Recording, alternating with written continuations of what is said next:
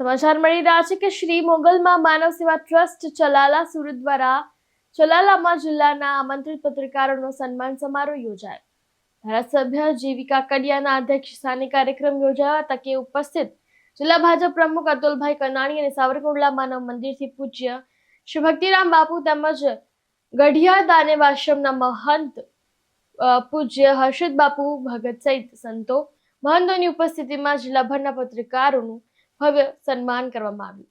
શ્રી મોગલમાં માનવ સેવા ટ્રસ્ટ ચલાલા સુરત દ્વારા ધારી રોડ ઉપર આવેલ જૂના સાંઈ મંદિરના પટાંગણમાં જિલ્લાભરના આમંત્રિત શ્રેષ્ઠ પત્રકાર મિત્રોનું ભવ્ય સન્માન સમારોહનું આયોજન કરવામાં આવ્યું હતું. તેમજ આમંત્રિત મહેમાનો તરીકે શહેર ભાજપ પ્રમુખ જીતુભાઈ કાથરોટિયા, ચલાલા નગરપાલિકા પ્રમુખ ભૈલુભાઈ વાળા, તાલુકા પંચાયતના ચેરમેન બાબુભાઈ વાળા, નગરપાલિકાના પૂર્વ પ્રમુખ જયરાજભાઈ સહિતના રાજકીય, સામાજિક અને સહકારી આગેવાનો અને વેપારી આગેવાનો સહિત નગરપાલિકાના સદસ્યો અને આમંત્રિત મહેમાનો ઉપસ્થિત રહી કાર્યક્રમને શુભકામનાઓ પાઠવી. તેમજ સ્ટેજ સંચાલન પાણીયાદેવ શાળાના આચાર્ય જીતુભાઈ મહેતા દ્વારા સમગ્ર કાર્યક્રમનું સંચાલન કરવામાં આવ્યું હતું. તેમજ કાર્યક્રમ અંતર્ગત માર્ગદર્શન ચલાલાના વરિષ્ઠ પત્રકાર પ્રકાશભાઈ કારિયા, બિપિનભાઈ રાઠોડ અને પ્રતાપભાઈ વાળા દ્વારા આપવામાં આવ્યું હતું. આ પત્રકારોના સન્માન સમારોહ કાર્યક્રમને સફળ બનાવવા માટે શ્રી મોગલમાં માનવ સેવા ટ્રસ્ટના મુખ્ય સંચાલક રાજુભાઈ જાની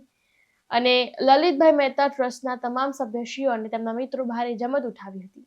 આજ રોજ ચલાલા સાંઈ મંદિરના સાનિધ્યની અંદર અમરેલી જિલ્લાના આમંત્રિત પત્રકારશ્રીઓનું સન્માન કરવામાં આવ્યું.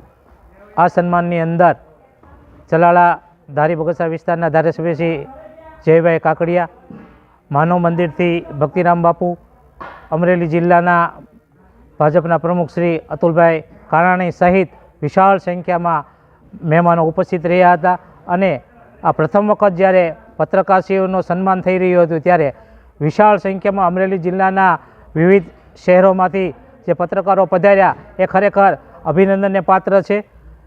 ચલાલાની અંદર સૌપ્રથમ વખત જ્યારે અમને આવો વિચાર આવ્યો કે અમરેલી જિલ્લાના પત્રકારોનું આપણે સન્માન કરવું જોઈએ, કોઈ પણ આશા અને અપેક્ષાઓ રાખ્યા વિના આ સુંદર મજાનું આયોજન થયું અને જેને જેને આમંત્રણ આપ્યું એ તમામ લોકો આ કાર્યક્રમની અંદર ઉપસ્થિત રહ્યા અને સાંઈ મંદિરના સાનિધ્યની અંદર પ્રસાદ ભોજનનો પણ લાભ લીધો.